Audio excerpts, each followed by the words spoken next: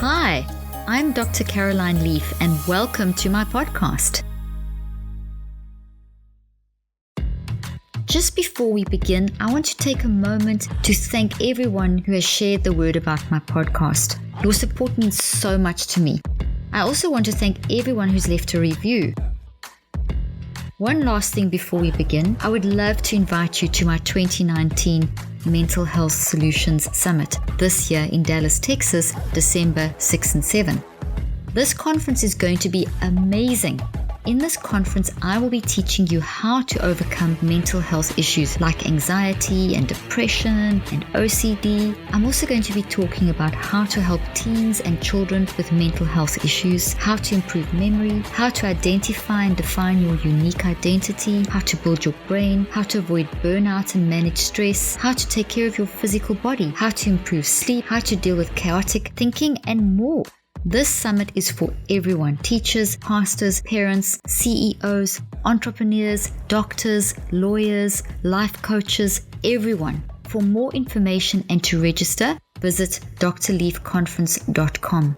We will also be offering CEUs and CMEs for this conference.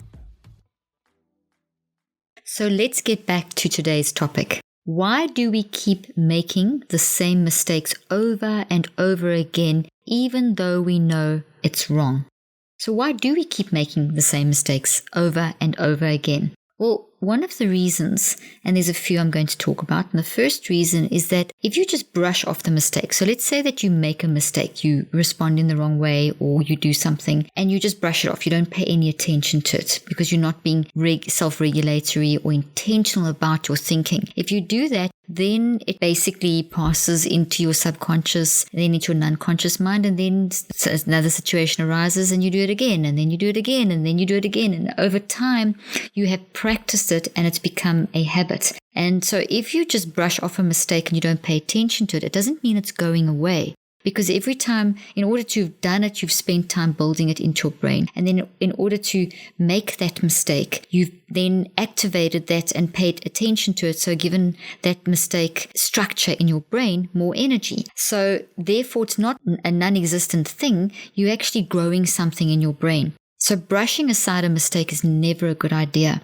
We need to be very intentional about our thinking. As you've heard me say so many times, we need to constantly do mental autopsies. Chop up what we're saying, what we're thinking, feeling, and doing. We need to get that self-regulation, because if we don't and we just brush mistakes aside, they're just growing. And then we automatize that behavior, or we make it automatic, and then your brain has now changed, and it's a solid structure in your brain, and now it's going to take even more time to break down. So the more you practice it, the more you brush it aside, the stronger it actually gets, because you'll keep doing it. There's the first point: don't brush it aside, it's going to still grow. The next thing, or next reason why we keep making the same mistakes over and over again, is that we don't bring fully into our awareness the triggers that are maybe initiating those mistakes that we're making. There's always a reason behind whatever we say and what we do, whether it's good or bad. So there's a reason for that mistake, and there's a trigger. So there's a cause and there's a trigger. So by becoming very aware, we can find the cause of why we react like that, or why we're making that mistake, and we can find the triggers that activated us to make that mistake. And once you know the cause and the triggers, you can actually start fixing them, because then you can look at the causes and you can be proactive and work out a way of managing and fixing that cause. And then you can also be proactive about being aware of the triggers and then doing something about those triggers. So you become very proactive. So the second problem, just to reiterate, is not being aware enough of the causes and the triggers, not intentionally and deliberately choosing to think, okay, why am I making this mistake? What is the cause? What is the trigger? The third reason why we keep making the same mistake over and over is that it's easier to go back to bad habits because we've practiced them. It's less energy required. It's more comfortable to move towards the familiar. There's less effort, but that isn't necessarily a good thing, because effort is what is how we grow, and moving towards the things that are uncomfortable is actually good, because it forces you to look deep inside yourself, to think deeply and to make those changes and to grow and to improve your brain structure and your mental health, etc. So it may be easier, but is that a good? We practice it so many times, we've built that into our brain, it's a familiar structure. Just because it's familiar and easier to go back to doesn't make it good. People often will make a comment to me in the nature of this point that I've just made, like, well, that's just who I am. No, it's not who you are. It's who you have become. Because if it is a mistake that is hurting you and other people in some way, then it's something that needs to be changed.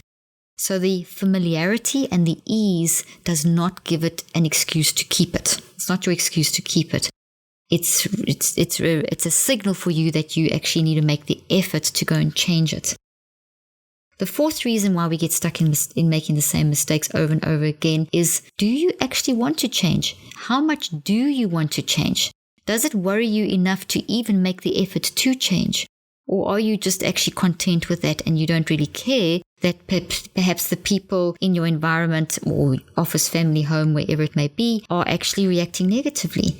Are you ignoring that feedback from the people around you, the people in your relationship, from the environment? Are you willing to put in the effort to respond to that feedback that you're getting, and to put the effort into changing that habit so that you change the reaction that you get in your environment? It's also good maybe then to be aware of the frequency. If people around you, different people around you, are reacting in the same way to something that you're doing, that is very strong evidence for you that your environment's giving you that you need to change something. And that's where you're going to have to decide, how much do you want to change? Because at the end of the day, you're getting feedback from people that you can see it's definitely affecting people negatively, but you're going to have to decide, okay, well, I care enough to make the effort to change. How much do you want to change? Now let's talk about what can we do to stop this, to stop making the same mistake over and over again. The first thing is to recognize that the effort that goes into change takes time. And this is having a time mindset, which I talk about a lot in my book, Think, Learn and Succeed. Time mindset basically deals with the fact that in order to make change takes time. We all know that, but science shows us very clearly that to break down a pattern of thinking, a habit, takes 63 days, 3 cycles of 21.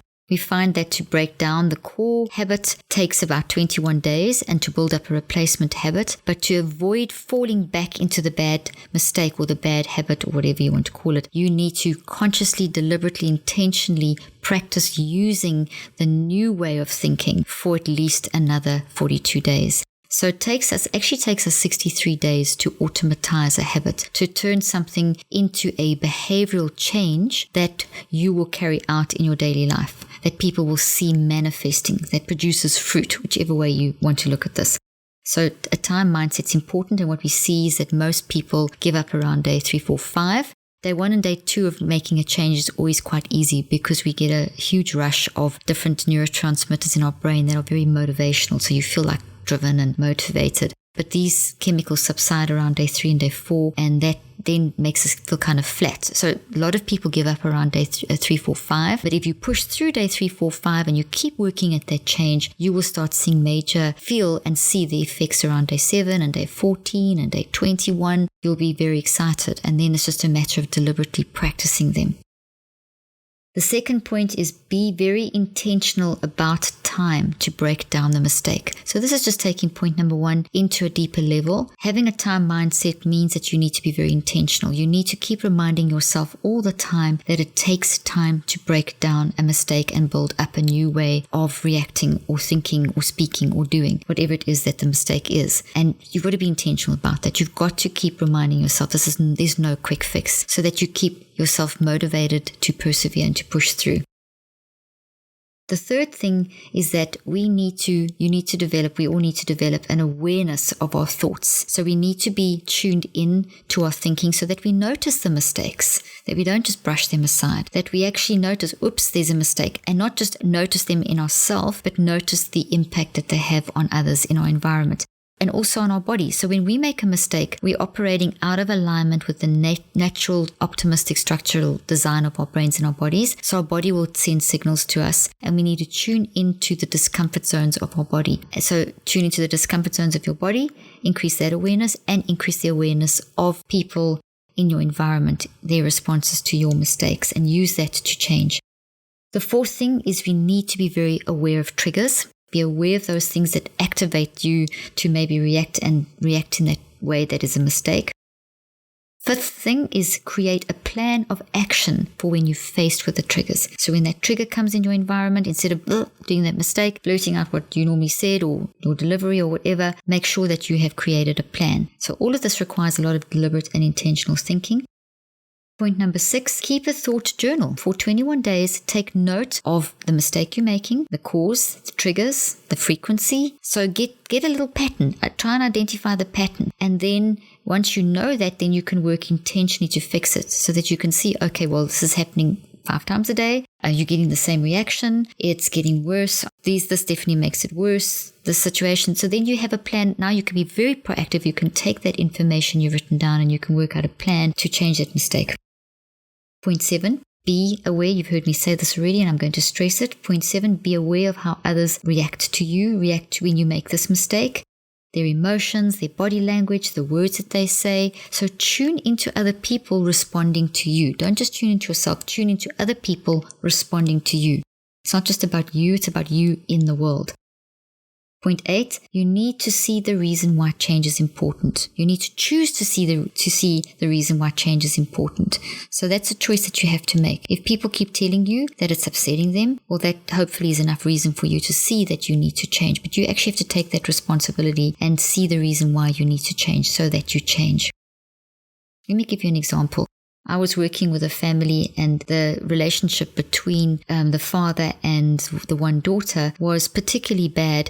Even though they loved each other to bits, every time they got into any kind of conversation, and it really became every time, it wasn't just now and then, it was every time, there would be a huge argument with everyone feeling awful afterwards, and it didn't feel like it was being resolved. So these were the 4 steps that I took them through, which is the 4 steps that I'm recommending you try out when you identify that you keep making the same mistake over, and how do you manage it. So here's an example.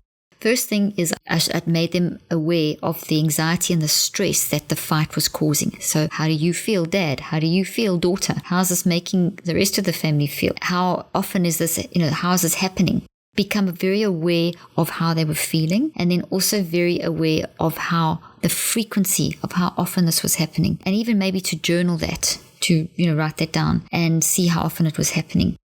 Then the next thing was asking a series of why questions. Why is this happening? Why is the fight happening? Why is the dad reacting like he's reacting? Why is the daughter reacting like she's reacting? What is it between the two that is causing this? What is the trigger? What is the communication? And also to ask themselves the question, do you still want this to carry on? Obviously they didn't want it to carry on. So the second thing is the why questions.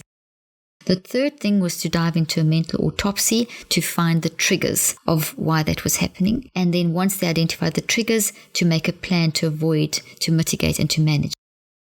What this particular family found was that the cause was the dad's delivery. So the daughter would bring up a comment or bring up something, just maybe discussing anything, whatever it may be, just discussing a random thing, discussing a family matter, whatever it may be, maybe a political view, or just telling the dad about her day. And the dad's delivery was aggressive or loud, bulshy, hands flapping around, or making statements like, whoa, whoa, whoa, don't do that, or no, you've missed the point. So it immediately put his tone, body language, everything was very aggressive. And that was the trigger that was causing the daughter to feel very defensive, who would then speak back very harshly, which then the dad would react to her harshness, and then they would have a fight that was completely unrelated to the initial discussion.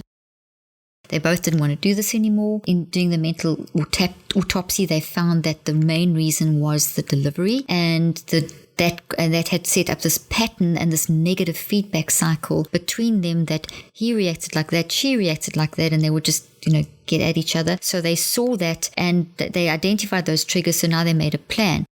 the dad's plan was stop, breathe, and ask himself how's he going to deliver it, and then act in a way that's more gentle. Speak with a more gentle tone. Don't flap your hands around. And maybe ask the daughter what she was saying. Repeat what she said back. Gentle, soft tones, no heavy body language. And the daughter's her response was to be also calm in her speaking, not to get into the defensive mode, to actually ask the dad, what did you think I meant this? And in other words, so they had a plan of action where they were going to be gentler in their discussions with each other. They were going to stop, breathe, ask, and then act. And it worked out for them. It took practice. It took time. It wasn't going to happen overnight. It definitely took that 3, 6, 9 weeks, which is the 63 days, to change the pattern. And in the process, they fell in and out of it. It worked, and in days it didn't work, but they kept on being very deliberate and intentional. Eventually, their relationship improved dramatically.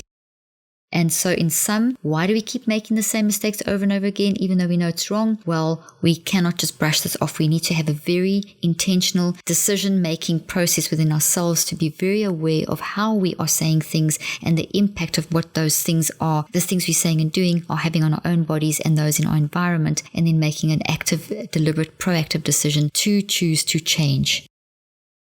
I hope this has been helpful. Send me some feedback. Let me know. Send us a review. See if this has been helpful to you so that I can continue to make podcasts that will help you.